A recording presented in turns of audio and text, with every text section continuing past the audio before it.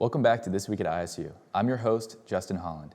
This week we have the Terre Haute Pride Fest, Building Connections, an alcohol safety seminar, and more. This Week at ISU starts right now.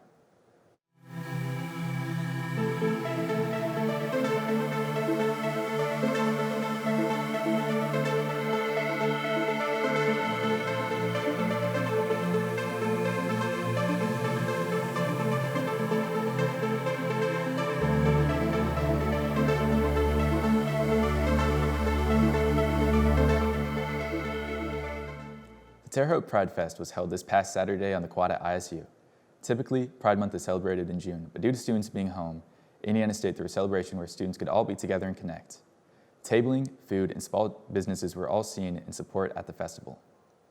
Today we're celebrating our third annual Terre Haute Pride Fest, and we're really excited to be able to do it right here on Indiana State University's quad. We've been out from 3 to 8 p.m. and we've had 100 vendors. We have 6 food trucks and vendors and a bunch of entertainers locally who are singers, dancers, drag performers, comedians, and so it's been a really fun experience to celebrate LGBTQ plus Pride with everyone. We love having students with us to celebrate Pride Fest. I think it's a really great opportunity for folks to be able to come together and celebrate the LGBTQ plus community, and it's a really great opportunity to learn a little bit more about what our local community has to offer, whether it's LGBTQ affirming healthcare or advocacy services or getting registered to vote. You know, there's lots of opportunities for students to get engaged and discover a lot of different resources available to them in Terre Haute. So the Pride Center of Terre Haute is open to serve our local LGBTQ plus community, people who have questions, allies, to make sure that they have lots of support as they navigate life in the Terre Haute and surrounding communities. We're located right downtown in Terre Haute on Wabash Avenue, so if folks need to come by and visit us, they can do so. Feel free to check out our social media, our email, our website to be able to get a hold of us to learn a little bit more about our resources and how we can support you. Building Connections with Jennifer Mullen and Natasha Rascone was hosted by the American Marketing Association. Students that attended could learn about building connections and improve their networking skills. Let's see what Rascone and Mullen had to say about this event. The American Marketing Association invited 2 of us in to talk about networking, and it's really more than just going to events and meeting people. It's really about building connections. So hopefully after students leave tonight, they'll have some authentic ways of building those connections. I think it's a good resource for all students, but business students are taking advantage of this through their curriculars, extracurriculars. So for business students, they're going to have to be able to meet people. They're going to have to help people remember who they are. So if you have a way of building connections, then hopefully that person will remember you just as much as you remember them. I was asked to come here along with my amazing colleague, Dr. Rascone, and I actually used to work with her over in the Department of Communication. But now I teach over in marketing, and Natasha and I were actually asked to come and talk about this Building Connections event with the students. I think it's open to all students, but our Scott College of Business students get some sort of what's called Mies credit for being here tonight. So I think not only do the students want to see us and the importance of networking and building those connections as soon as you meet people and how to follow up, but I think they're also here for the free food. Well, this is my second year full-time here in the Scott College of Business, and I actually not just oversee some of the classes in marketing, but I also oversee what's called a Networks Professional Development Program, and there's about 60 scholars in that program as well.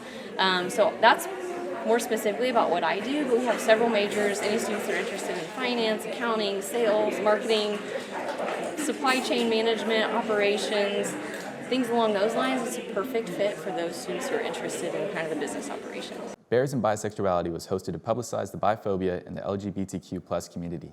Attendees could decorate t-shirts for plush bears at this event.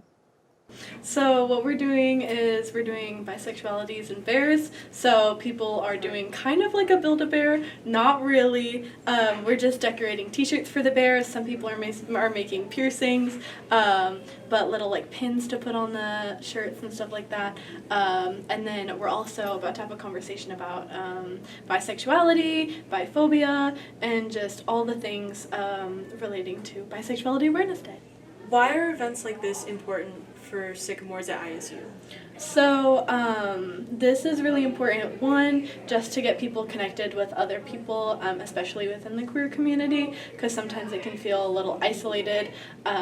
If you are in the gender inclusive dorm, maybe you're only associated with those people. If you're not in the gender inclusive dorm, maybe you don't know where other queer spaces are on campus. So it just gives us an easy way to do it, especially in a more casual sense of just making the bears and having fun, and then teaching people and just having these dialogues along with it.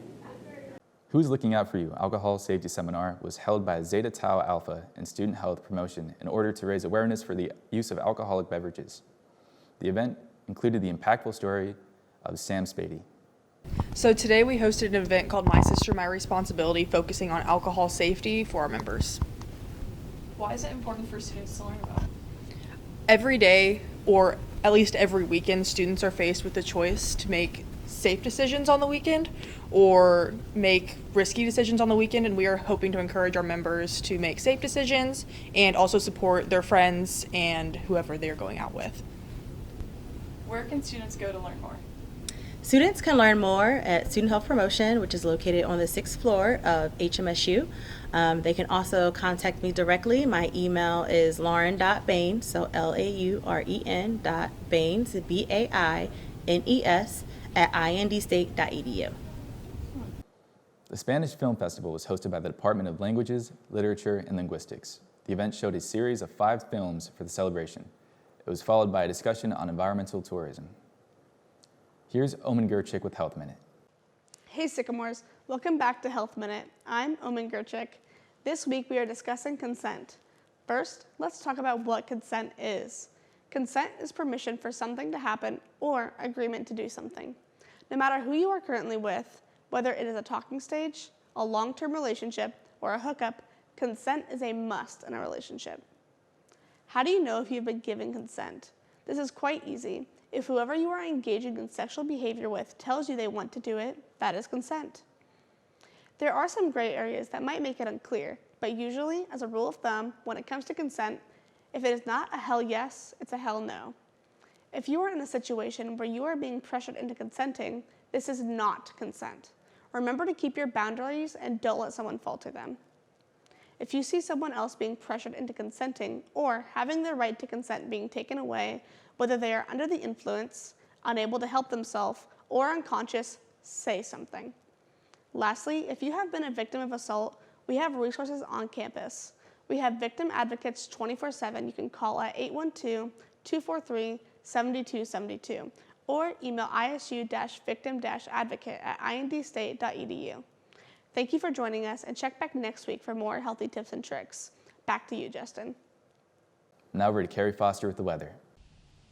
Thanks, Justin. Well, Sycamores, as this week approaches, I hope you're ready for a break from the rain, as this week you'll be dealing with an even mix of cloudy and sunny skies. This week you'll be dealing with highs in the mid-70s and lows steeping into the lower 50s. That's all I have for now. Back to the studio. Let's check out CJ Cooper for sports. Welcome back to Sports Corner. I'm your host, CJ Cooper. Let's jump into this week's action. Sophomore sensation Emma Gresham has been named the NBC Women's Cross Country Athlete of the Week. Gresham delivered a career-best performance at the John McNichols Invitational, running the second fastest 6K time ever recorded by a Sycamore. Gresham continues to impress in 2024, having broken the school 4K record earlier this season at the Sam Bell Invitational. Indiana State's men also had a strong performance. The Sycamores are on the rise in cross country, cracking the Great Lakes region top 15 for the first time since 2018.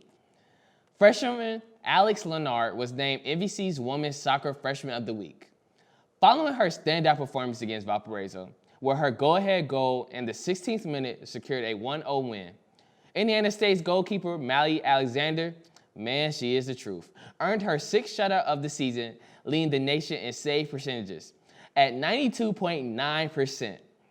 The Sycamores, 6-2-2, will face Southern Illinois on Thursday, looking to continue their MVC campaign. Kickoff is set for 5 p.m., and the match will be streamed live on ESPN+. Emma Kalin dominance in volleyball continues, as she was named to the Purdue Fort Wayne Invitational All-Tournament team. After recording double-digit kills in all 3 matches, Kaylin posted a career-high 18 kills against Eastern Michigan, adding to her string of impressive performances. Despite the Sycamores' loss in 4 sets to both St. Francis and Eastern Michigan, Kaylin and her teammates continue to show promise. Man, the future is bright, Sycamores. The future is bright. Indiana State kicks off MVC play this Friday at 6 p.m. against UIC inside the Holland Center, making the first regular season match in the venue since 2007. Woo! Indiana State football is back in action this Saturday as they host Houston Christian at 1 p.m. ET. The Sycamores are coming off a thrilling 24-13 win over Dayton, where the defense put on a show. Jorge Valdez took a 90-yard interception to the house, and Garrett Ollendijk added a 12-yard scoop and score, marking the first time since 2012 that the defense has scored 2 touchdowns in a game. Catch all the action on ESPN Plus and 105.5, The Legend, as the Sycamores look to make a statement in their first ever matchup against Houston Christian. This has been your host, CJ Cooper, and we can't wait to see you again. Back to you, Justin. That's all the time we have for this week. If you'd like to get involved with Sycamore Video, or if you have any events that you would like for us to cover, send us an email at isu-sycamorevideo@indstate.edu, or like us on our Facebook page at Sycamore Video-ISU Student Media. See you next week, Sycamores.